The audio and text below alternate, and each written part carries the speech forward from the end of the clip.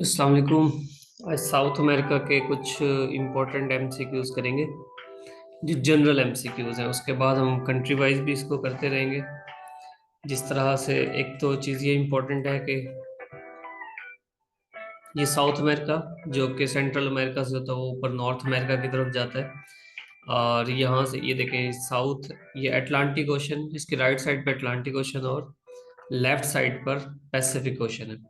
अगर हम south America से राइट साइड पर जाएं तो यहाँ पर अफ्रीका आ जाता है, इसके बिल्कुल इस साइड पर। खैर ये राइट और लेफ्ट तो हमने सिर्फ स्क्रीन के सामने ऐसे किया, अदरवाइज इसमें कोई लॉजिक नहीं है। क्योंकि अगर हम इसकी किसी और डायरेक्शन में अगर खड़े हों तो हमारा राइट लेफ्ट चेंज हो जाएगा। बहरहाल आपने ये देखना है कि अगर हम साउथ अमेरिका से अगर हम अफ्रीका की तरफ जाना हो तो अटलांटिक ओशन क्रॉस करना पड़ेगा।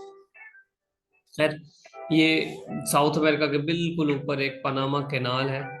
ये साउथ अमेरिका, ये पनामा कैनाल जो कि सेंट्रल अमेरिका में भी कंसिडर की जाती है, नॉर्थ अमेरिका का पार्ट भी कहलाया जाता है। बहरहाल ये इम्पोर्टेंट ये है कि पैसिफिक और अटलांटिक ओशन को आपस में जोड़ती है। ये एक तरह का आइसमस है, इसका पहले भी जिक्र हो चुका है। 80 किलोमीटर इसकी लेंथ है, जो कि 1940 में ये कैनाल ओपन हुई। अच्छा, यहाँ पर कैरिबियन सी लिखा हुआ है, ये चीज़ भी इम्पोर्टेंट है एमसीक्यूज के लिए कि जो पनामा कैनाल है वो एक तरफ तो पैसिफिक ओशन है, दूसरी तरफ जो अटलांटिक ओशन का सी है वो कौन सा है? कैरिबियन सी। ये थोड़ा इसका क्लोजर व्यू है। ठीक है जी, यहाँ पे अटलांटिक ओशन और इधर पैसिफिक ओशन।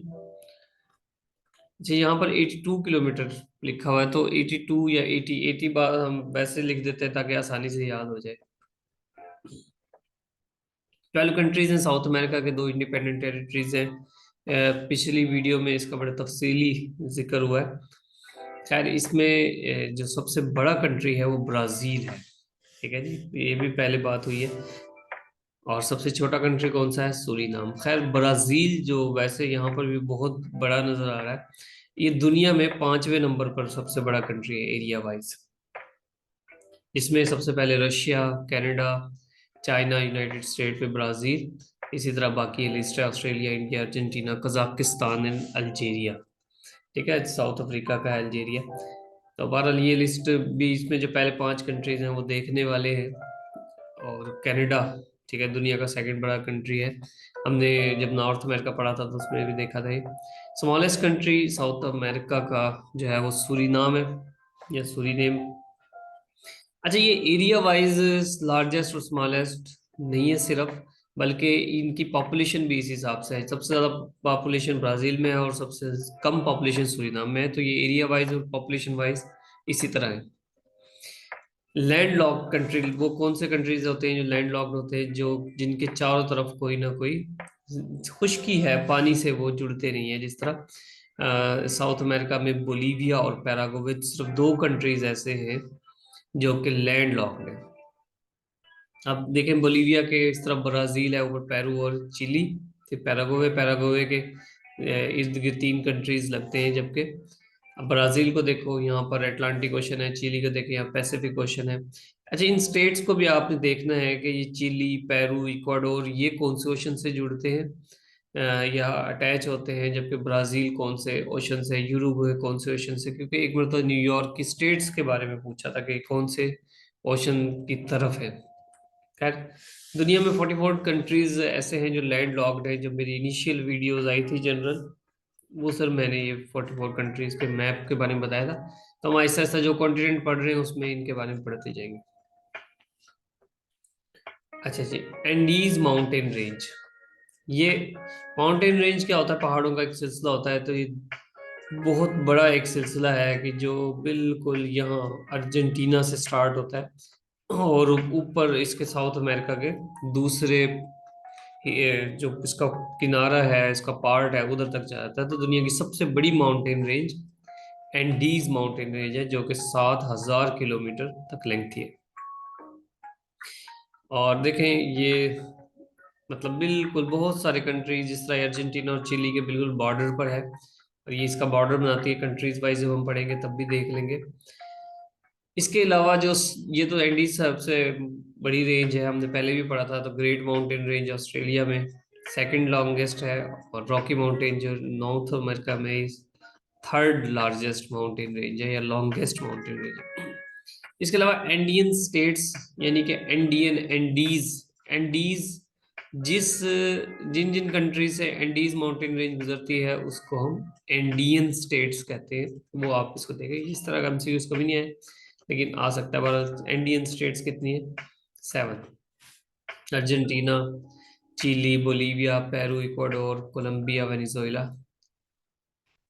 खैर इक्वेटर, इक्वेटर ये भी हमने जब प्री ज्योग्राफी हमने पढ़ी थी तो उसमें पढ़ा था कि इक्वेटर क्या होता है। भारत एक यहाँ 3 कंट्रीज ऐसे हैं जिनको हम BCE, वैसे BC जिस तरह होता है बिफोर क्राइस्ट, यानी हज़रत ईसा अलैहिस्सलाम से जो पहले का दौर है उसको BCE हम लिखते हैं। तो BCE इसका एक फार्मूला बनता है, जैसे ब्राजील, कोलंबिया और इक्वाडोर। देखें, ब्राजील, इक्वाडोर और कोलंबिया 3 कंट्रीज से ये इक्वेटर पास होता है। तो दुनिया में 13 कंट्रीज ऐसे हैं जहां से इक्वेटर गुजरता है। ये भी एक इसका ना सिर्फ तस्करा हुआ है बल्कि मैंने इसका फार्मूला भी बताया था कि इनको कैसे याद करना है। आप एक नज़र इस पिक्चर को देख लेना, आप बार बार ये आती रहेंगी जब भी हम पढ़ेंगे इक्वेटर कंट्रीज, तो इनको देख लेंगे। लापाज जो कि बोलीविया का कैपिटल भी है, ये दुनिया का सबसे ऊंचा सिटी भी है, कैपिटल भी है। दुनिया का सबसे ऊंचा, यानी कि 385 मीटर सी लेवल से ऊपर है, तो सबसे ऊंचा एक कैपिटल सिटी है। अच्छा, एक क्वेश्चन आया हुआ था कि इन विच डेजर्ट, ये FPSC में क्वेश्चन आया था कि इन विच डेजर्ट द वर्ल्ड्स ड्राईएस्ट प्लेस, दुनिया का सबसे खुश्क हिस्सा कौन सा है, जगह कौन सी है? तो वो जनाब चिली में है, एटाकामा डेजर्ट। एटाकामा डेजर्ट दुनिया का सबसे खुश्क, दुनिया की सबसे खुश्क जगह उस एटाकामा डेजर्ट में है। लेकिन ये चिली के बिल्कुल आखिरी कोने में, जहाँ पे इसने इसको वैसे भी आग वाला रंग दिया है। इसकी झलक है एक दो ऐसे, ताकि आपका थोड़ा इंटरेस्ट बना रहे। ये एटाकामा डेजर्ट के कुछ हिस्से हैं। टिटिकाका, ठीक है, टिटिकाका क्या है? एक लेक है, दुनिया की सबसे ऊंची लेक। अब जब भी जहां भी आप ऊंची की बात करेंगे, ठीक है, चाहे लेक हो, ठीक है, या फिर ये जिस तरह हमने लापाज पढ़ा, ये सब के सब इसी रेंज में आ रहे हैं, माउंटेन रेंज में। जो एंडीज के बारे में पढ़ा तो ये एंडीज में ही है, इधर उधर। तो खैर दुनिया की सबसे ऊंची लेक है टिटिकाका, जो पेरू और बोलीविया के कोस के दरमियान में है। 3800 मीटर इसकी हाइट है। ये थोड़ा क्लोजर लुक है क्योंकि बाज़ औक़ात लगता है कि जैसे बोलीविया में है ही नहीं, पेरू में। इसकी एक कुछ झलक है, ठीक है। ये एक विजिटिंग प्लेस है, ऐसा नहीं है कि यहाँ लोग जाते ही नहीं है। एंजल फॉल वेनेजुएला में दुनिया की सबसे ऊंची फॉल है, वाटरफॉल है, ठीक है, बहुत ऊंचाई पर है दुनिया की सबसे, यानी कि 980 मीटर। आप 80 कह के इसको इजीली याद कर सकते हैं, 979 मीटर। जैसे बहुत मरतबा एक क्वेश्चन आया है एंजल फॉल। अच्छा, हमने जो पिछला कॉन्टिनेंट पढ़ा, नॉर्थ अमेरिका में पढ़ा था, दुनिया की सबसे खूबसूरत फॉल कौन सी है? आदि के फॉल मतलब वाटरफॉल, इसको मुख्तसर से लिखते हैं, तो आबशार। वो आपने कमेंट में बताना। इसकी कुछ झलक है, ठीक है। ये इतनी बड़ी नहीं है लेकिन ये है सबसे ऊंची। चले जी, आज के लिए बस इतना ही। ओके, अल्लाह हाफिज।